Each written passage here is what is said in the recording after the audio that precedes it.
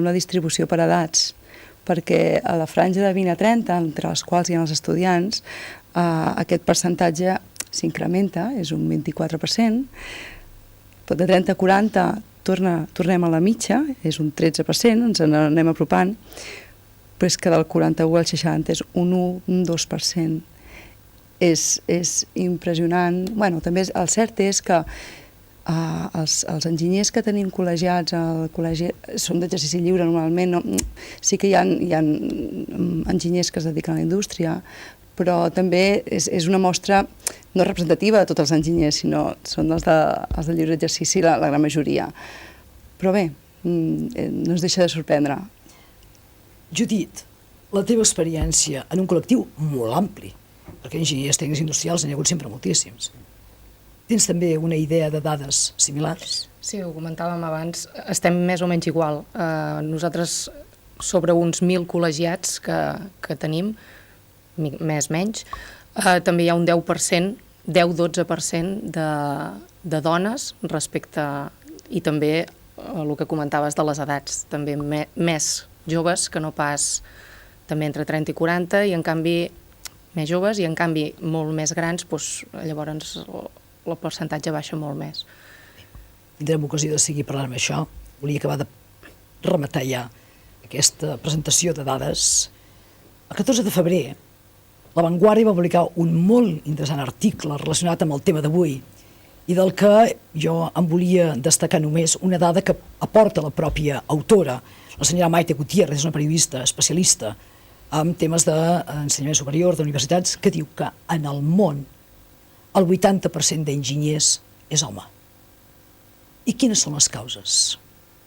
Bé, en general, tots els autors que han publicat llibres, estudis, al respecte reflexionen més o menys de forma similar.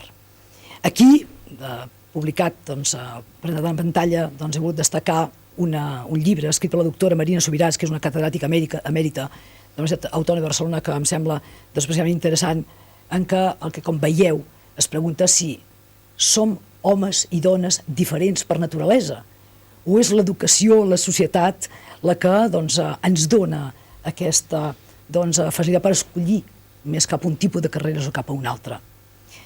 Es planteja si s'hauria de fer accions perquè pares i mares, mestres en les escoles, inclús a la universitat, ja s'eduqués a la gent perquè la dona escollís una altra mena de carreres i de professions.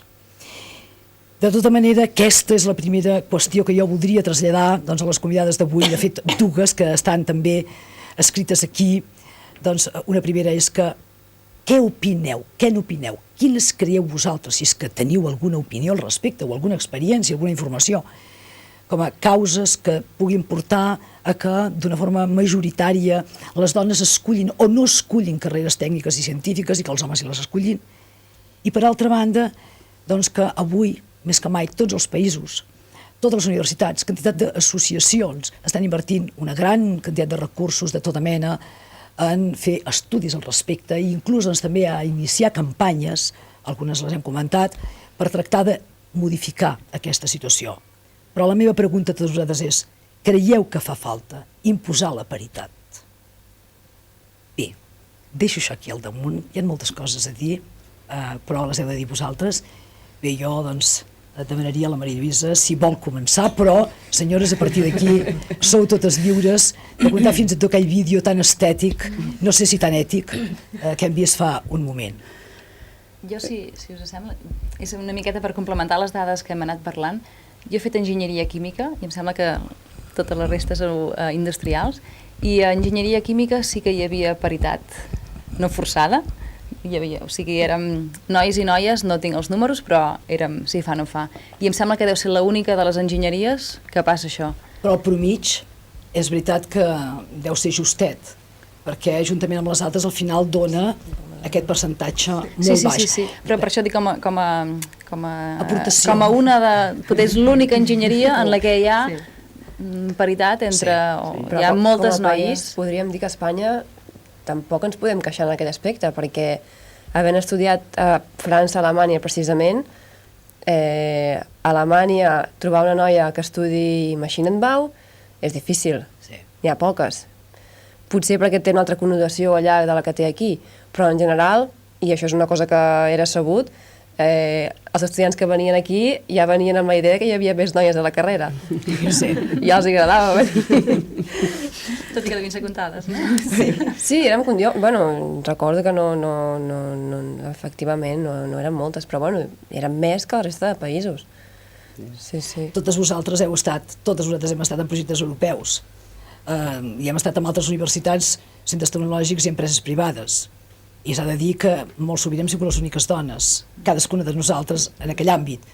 Bé, escolteu, jo sempre comento quan parlem d'aquestes coses que Espanya és un dels poquíssims països en què la dona es casa i pot mantenir el cognom. Això és molt significatiu. No ho entenen els saxons,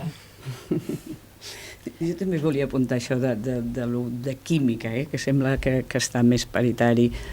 Jo vaig fer ciències químiques, no enginyeria, i a ciències jo penso que sí que hi ha més igualtat, o menys en els estudis. Després ja quan comencem a passar-nos els llocs de treball o els llocs de treball amb molta més responsabilitat, aquí ja la cosa canvia, però d'inici, quan estem a la carrera, sí. No així, almenys a l'època que jo vaig estudiar, que seria d'aquesta franja que hi ha tan poques col·legiades. Aquella època jo tenia una amiga que el seu nòvio estudiava enginyeria industrial a l'escola d'on classe ara, i em deia, no vaig estudiar perquè a la biblioteca quan entro em miren tots, perquè no devia haver-hi quasi bé cap noia. O sigui que els enginyers industrials sí que és una altra cosa, però les ciències crec que potser és una mica diferent. No sé si... El primer mig baix, però és veritat que aquí al CITEM mateix, a la vostra àrea, hi ha moltes noies i en canvi en d'altres doncs, no n'hi ha tantes. I per què? A pesar de tots aquests promitjos baixos, traient la particularitat d'algunes carreres científiques i la enginyeria, en general química. Què creieu? Jo penso que potser és que tampoc no agrada el que, o amb una dona aquest tipus de sortida no agrada, perquè jo veig que llavors quan arribes a l'empresa, depèn dels càrrecs que tens, no cal que vinguis de ser enginyer. Llavors, potser no et cal fer una enginyeria per ocupar segons quins càrrecs o tenir segons quines feines. I a més, cada vegada les carreres, com que les han donat títols més concrets. Jo, per exemple, quan vaig començar amb el tema de la qualitat, jo vaig fer el primer curs que es va fer a la Politècnica sobre qualitat. I, en canvi, ara es pot fer des d'una altra carrera. La de Medi Ambient té una carrera pròpia. Clar, jo podria no ser enginyera i estar fent la mateixa feina que estic fent ara. Sí. Llavors, jo penso que la cosa va una miqueta per aquí, no? Perquè, les dones tenim això que comentaves de si som diferents, jo penso que som diferents, és evident, i per tant tenim maneres de pensar o maneres de fer diferents, i per tant a alguns els agraden un tipus de carreres o estudiar d'una manera i els altres d'una altra. I no penso que hagi de ser aquesta paritat tan forçada, penso que és excessivament forçada, no? Qui l'ha buscat aquesta paritat? Els homes, no? Hem dit que havíem de dir el que pensàvem. Se senten incòmodes. Doncs, clar, jo penso que se senten incòmodes perquè ara la dona, diguem que ha sortit al carrer, s'ha donat, o sigui, fins ara, com deies, en altres països, doncs, no entenen que fins i tot podem tenir el nostre cognom després de casades, i per tant encara, doncs, aquí és un país doncs, que hem sortit al carrer, que tenim una doble vida, per dir-ho d'alguna manera, no? En la casa i la feina, i que ho sabem portar, i que ho portem amb tranquil·litat i que cap problema. Són ells que se senten malament. Llavors hem de buscar la manera de que això sembli que és igual.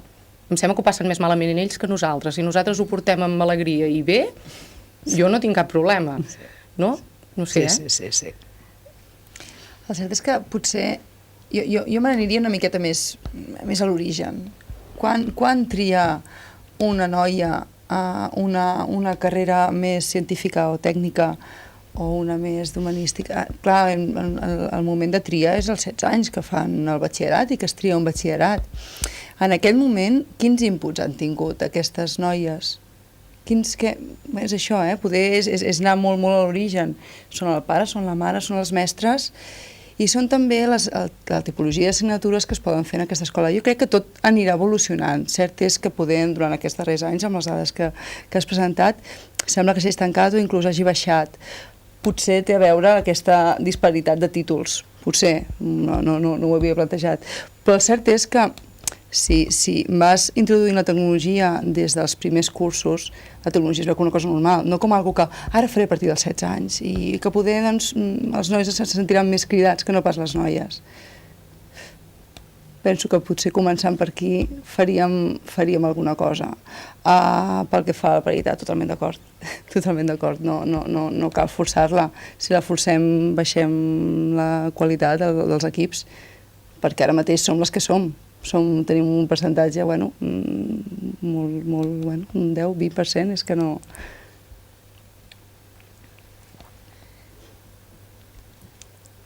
Suposo que, bueno, jo també estic d'acord amb que la paritat no l'hauríem de forçar, però potser a vegades sí que s'ha de forçar certes situacions per anar canviant els costums o els pensaments de la societat, no? Perquè d'alguna manera hem de poder ajudar una noia que vol fer una carrera tècnica però que se sent incòmoda pensant que tots els seus companys seran nois i que tindria ganes de que fossin més noies. Però això no sé, així? No sé, m'he sentit mai sola a la carrera. No sé si hi ha gent o que el forcen a dir, ostres, no, tu hauries de fer una carrera més d'una altra... Això és diferent. Fes biologia, no facis enginyeria... Però no crec que ningú s'ho qüestioni pel fet de ser home o dona, Bueno, no sé. Bueno, no sé, culturalment, no sé si hi ha casos d'aquests, no en conec cap, però en aquestes situacions sí que la paritat poder no, però afavorir que tothom pugui triar lliurement. Cada tenir les oportunitats, homes i dones, les oportunitats han de ser les mateixes per fer el que cada persona cregui que és el que a ell li agrada i que es vol dedicar. Clar, el fet d'haver de promocionar això, què farem? Canviar... L'enginyeria és l'enginyeria. Què li hem de posar? Un pintallavis perquè les noies vulguin arribar-hi? Clar, jo crec que el que ha de ser és el que és. Si a algú li agrada o a algú no, home o dona, ho fa o no.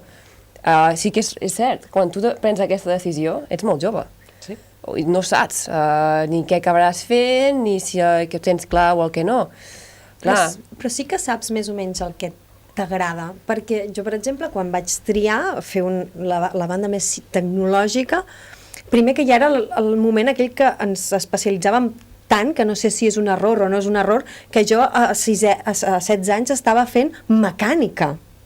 Dius, potser no fa falta introduir la mecànica als 16 anys, o no ho sé, o per tothom igual, que tothom la vegi igual, i en cursos, amb lleis anteriors a la que jo vaig agafar per estudiar no s'introduïa la mecànica als 16 anys. Al batxillerat no estaves fent mecànic, tu feies físiques, químiques o llengües. Però jo sí que sabia que a mi m'agradava més fer mecànica que fer història. Doncs tenies molta sort, perquè a mi m'agradava tot.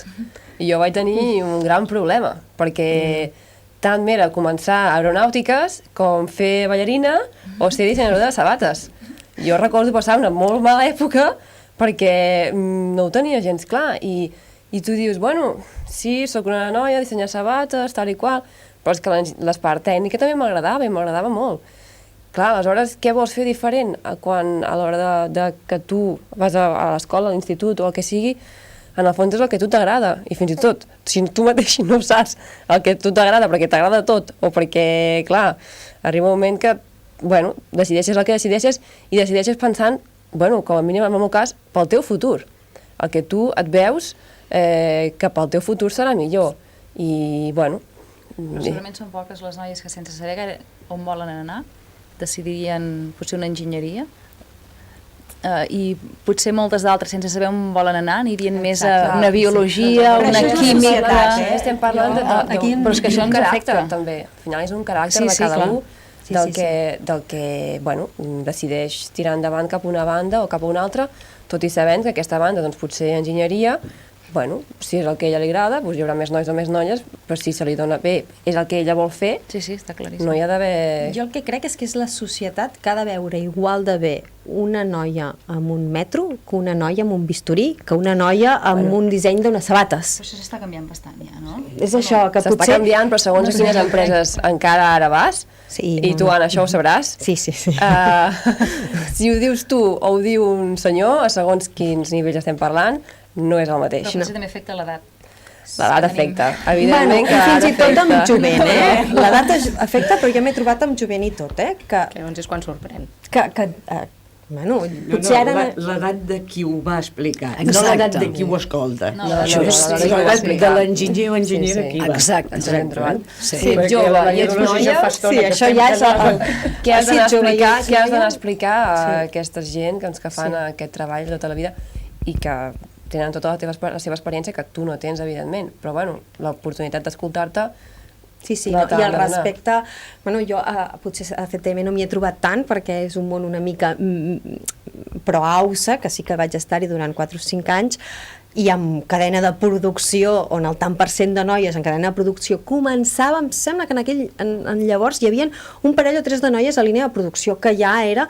Però bueno, s'havia arribat a córrer el rumor que quan entrava una noia en la cadena de producció hi havia dumpers que no frenaven bé del tot, vull dir, que fins i tot era un món molt, molt masculí, i arribar a la línia, dir, ho he dissenyat, ho anem a produir, a ficar dintre de la màquina i dir-los, no, és que això no ho muntaràs així, perquè no està dissenyat per anar muntat així, que és ho entenc perfectament, que és com ho has muntat tota la vida, però ho hem hagut de canviar perquè les normatives han canviat, perquè els motors han canviat, i ara hauràs de muntar d'una altra, i dir-te que no, i a cops, vull dir, que a vegades per no donar-te la raó, però bueno, això sí que crec que haurà anat canviant, i jo potser el que busco no és la paritat a la feina, sinó és la paritat de pensament, no? De dir Això encara és més complicat. que la gent em sembla. pensi que tothom pot fer-ho tot, que això potser és on hauríem de ficar-hi més esforços, no? Que la gent estudi el que li agrada i que sigui vàlida amb el que li agrada. És el que jo volia dir, que la paritat per forçar a estudiar una cosa no té cap sentit, però la paritat a plans d'estudi, a polítiques, potser més en el costat d'institucions públiques on estem nosaltres, allà sí que em sembla que hi hauria de ser, no? De dir, hi ha hagut comissions de selecció de professorat o comissions etc. Que hi hagi una paritat en allà, el diferent de lo que vosaltres dèieu que no, que jo també ho comparteixo, però en aquestes coses em sembla que sí. Tenir l'opinió d'homes i dones per fer créixer i per abonar ja un terreny i per aconseguir o menys mitigar una mica aquestes diferències que hi ha ja socialment, no? I això costarà molt més, però jo crec que aquí sí que s'hi pot fer una feina, no? I que sí que hi hauria d'haver, quan es fa un plan d'estudi, quan formes, esclar, per exemple, jo què sé, els medis de comunicació, la propaganda, o hi ha infinitat d'inputs no vistos, no clars, no transparents, però que estan en allà i que ens estan dia a dia forjant una manera de veure el món determinada, no? I això m'ha fet gràcia sentir que ho dèieu, perquè